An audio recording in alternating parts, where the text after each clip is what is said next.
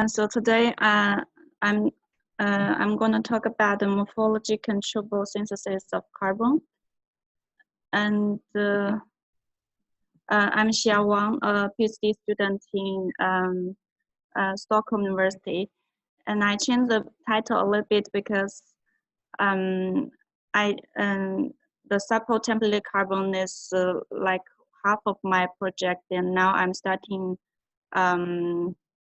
a new one. So I think it's more interesting to talk both. So I ended a little bit. So I will talk about two parts mainly. One is the sample templated carbons, which was the previous with the previous title. In this part, it will include the two sample templated carbons. One is sample 37, another one is sample 5. And I use these two kinds of samples as a template, then fill carbons into the micropores of this template, then prepare the templated carbons. And then these carbons can be used for like gas absorption or like electrons, something like that. And for the second part, it's about some colloids prepared by HTC, glucose HTC, and it's the initial study. For the first part, the reason why we use this sample as a template to prepare carbon is that actually people have used the zeolite Y, for example. Zeolite as a template to prepare this carbon because they can produce high specific surface area carbons, and also the pores can be very ordered with the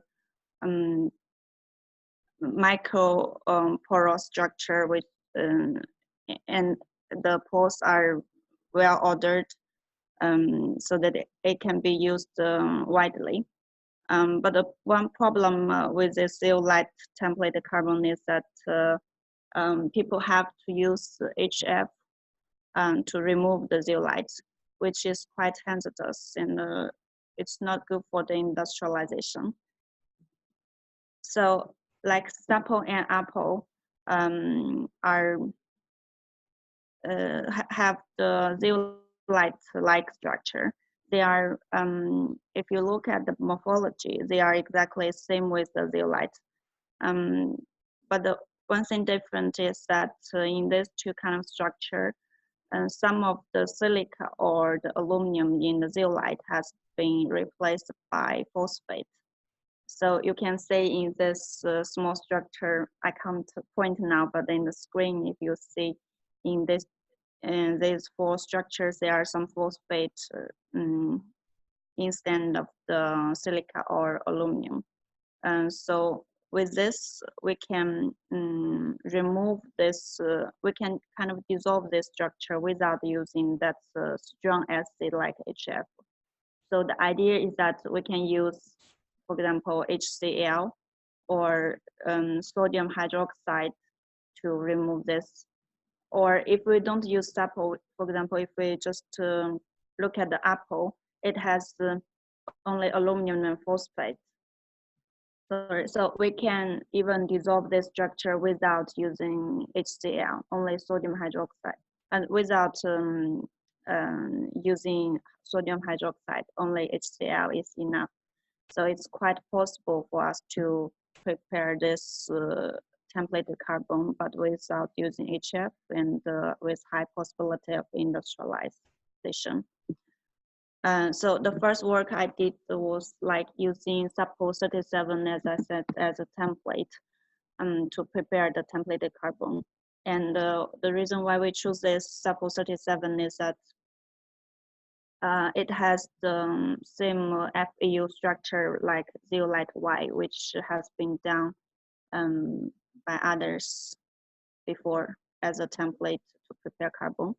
So in this work, I use sample 37 as a template and then fill carbon into the micropores, then remove the sample 37 again. Then we got this carbon, which looks like sample 37. it kept the structure, but there is no supple traces left. So with this carbon, we test its gas absorption property, and it showed that this supple templated carbon had higher CO2 uptake than the zeolite white templated carbon. So to be specific, I put this supple template in the middle of this vertical CVD reactor, and then let the nitrogen gas go through first to proceed the pyrolysis. Then after several hours, I switched the gas to propylene in nitrogen.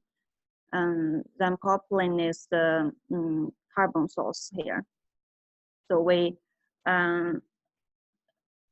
with this propylene decomposed into the micropores, the carbon can be filled into the micropores of those supple 37. Then after that, we further pyrolyze it for 1 hour. Then we got this supple carbon composite. Then we remove the supple by using HCl and sodium hydroxide. Then we get this carbon. If we check the XRD pattern of this carbon and composites and template, we compare and found that there is a peak here for the carbon, which is the replica of the largest micropore of in the supple 37. So we are expecting to find micropores, ordered micropores in the TM study for this carbon. If we find, and the distance is expected to be 1.3 nanometer, which is which can show that it is the replica in this position. For composition, in order to compare with the zeolite white templated carbon, we also prepared this zeolite white templated carbon according to the literature and using the exactly same method. For the morphology, we found that this is the zeolite white template. This is a supple 37 template, and these are the 2 carbons produced by this template. We can see that the carbons kept the morphology of their template, and we checked the EDS and also elemental analysis of these carbons, and we found there is no supple traces left in the carbons. It means the template has been totally removed without using HF. So if we further magnify the particles we saw in the last slide, for zeolite white templated carbon, we found this type of ordered micropores. If you can see, it's in this direction, and it is 1.3 nanometer, as I said in the XRD pattern, that we are expecting this kind of pores. So that means the micropores has been successfully like copied. After removing the template in the carbon, it has the similar pores, and it's ordered than the micropores. For the supple 37 template carbon, when we magnify like as the magnification like the zeolite white template carbon, we didn't find this type of pores, unfortunately. But we can, when we test the gas absorption property, we found that it has this similar pore size distribution pattern, which means that in this supple 37 template carbon, it also has this type of micropores like zeolite white template carbon, but we just, it's not well ordered enough for us to see in the TEM. But it is very clear that it has this type of pores. And the morphology, we can see also it kept the morphology. So we believe there are some, this kind of more ordered pores, but it's just not very well ordered. And if we further magnify the structure in this suppose 37 template carbon, we found that there are this type of very ordered turbostratic carbon structure in this carbon, which zeolite Y didn't have, and it's very small, and I think we think it's also related to the gas absorption property later.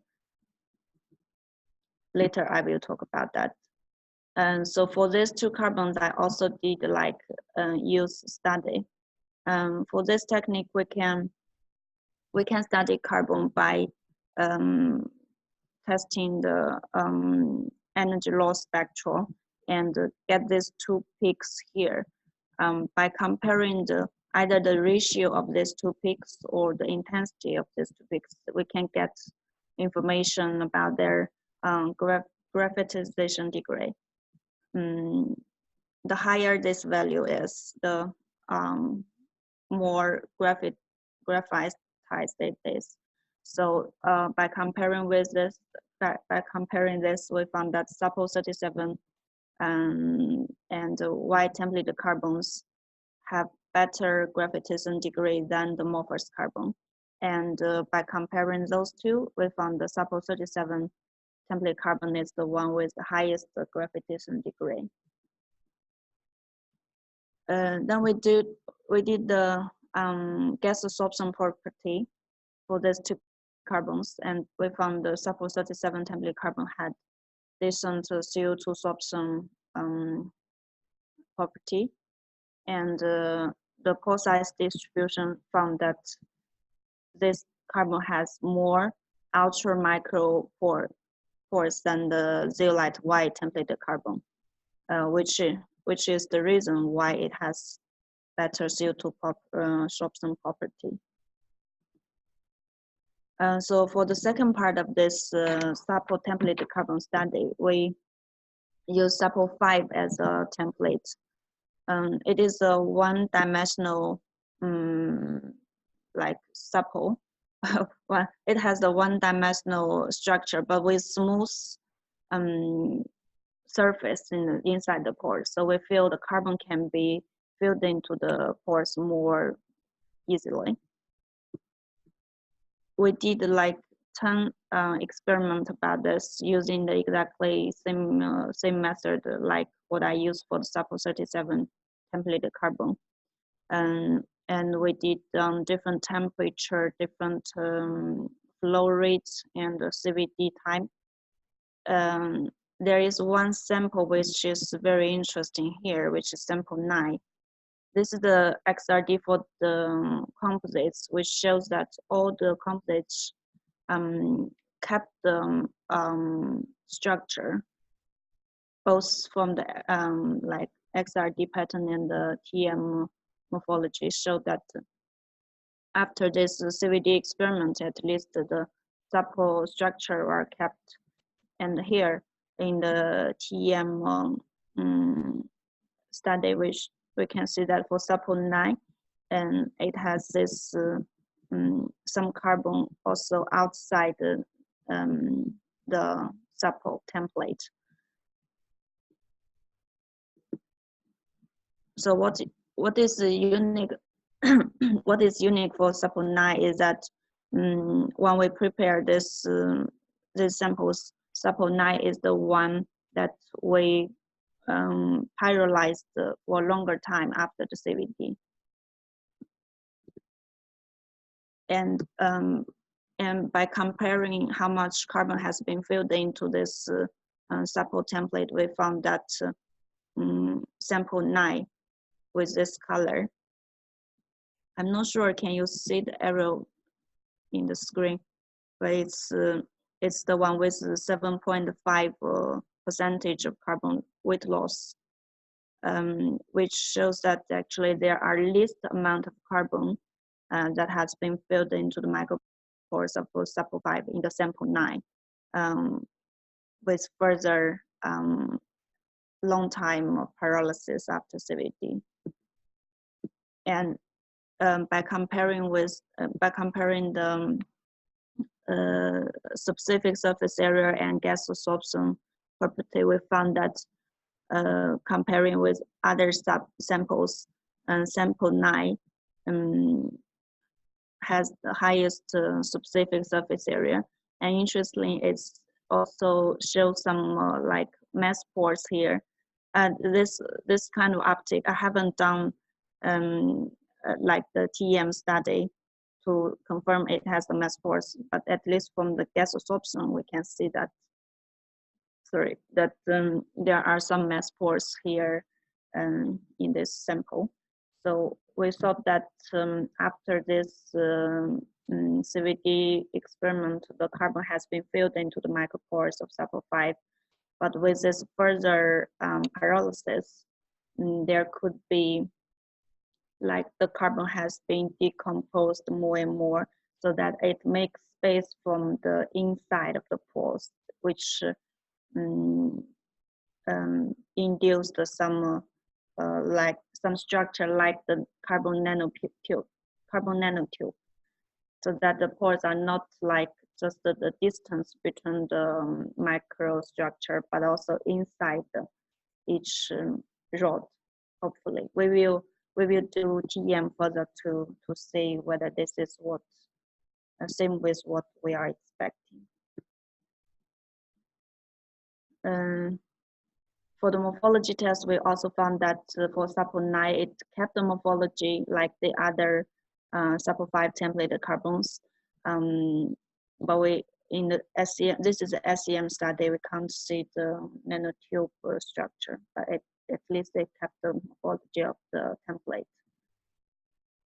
So for this sample, we also tried like using hydrothermal carbonization to further fill some more carbons before doing the CVD to see whether this can work or not, because some people actually tried some different method to fill more carbons before doing CVD so that the structure can be better kept after removing.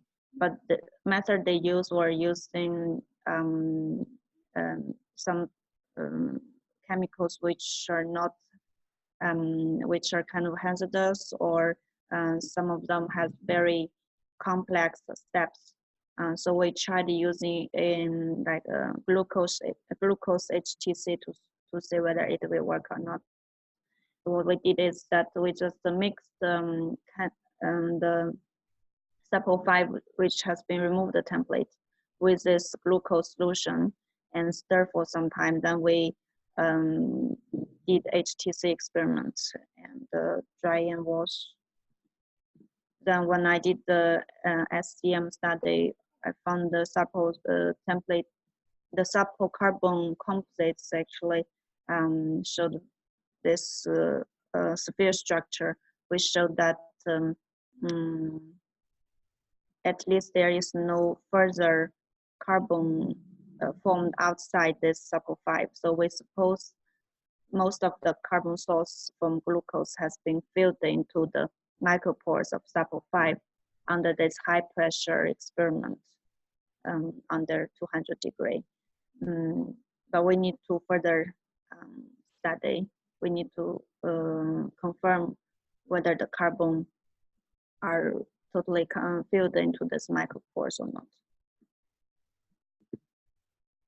So to conclude this part, that sample 37 template carbon with high specific surface area has been prepared without using HF, and there is no very obvious other micropore structure found in the sample 37 template carbon, but we could find the pore size distribution which was similar with the white templated carbon. And the two-step carbonization is possible based on the sample 5 templated carbon experiment, and longer pyrolysis after CVD can give the sample 5 templated carbon more porosity, and HTC technique can be combined to fill more carbons into the sample. Then the left time, I'll just try to talk a bit about my my recent study. About it's about colloidal assembles of monodispersed carbon spheres. The colloids are existing everywhere, including our everyday life. And it is very interesting that if we could make this small particles in this solution or any media in this colloids to be organized, well assembled, then it can be used, for example, in the optical crystals. And so people have done actually colloids study for different materials, like especially like silica oxide, and also I have seen articles like on the metal oxide, but no one has done carbon colloids, especially the HTC. So we tried in this experiment that we just put glucose HTC. We just did the glucose HTC experiment initially, then put the solution into the dialysis tubing system. After several hours treatment, we start to test its monodisposity and morphology. So based on these factors, we did the experiments. We did this 16 experiments, but the interesting thing is that like the last 5 samples with high 1/PDI values showed very small, very like organized particles, and they are more uniform. And if we check the morphology of these particles, we found that some of them are very well organized, and with this well assembled structure, if we magnify this, and both in the surface and the cross section. But this is a very initial study, and we need to do more experiments to see how it formed like this. And we also tried a bit to carbonize it on the high temperature. Sorry, like 600 degree, and the structure still kept. So this is the end of my presentation, and with this, I'd like to thank these people who helped and support this project, and thank you very much for your listening, and looking forward to the discussion.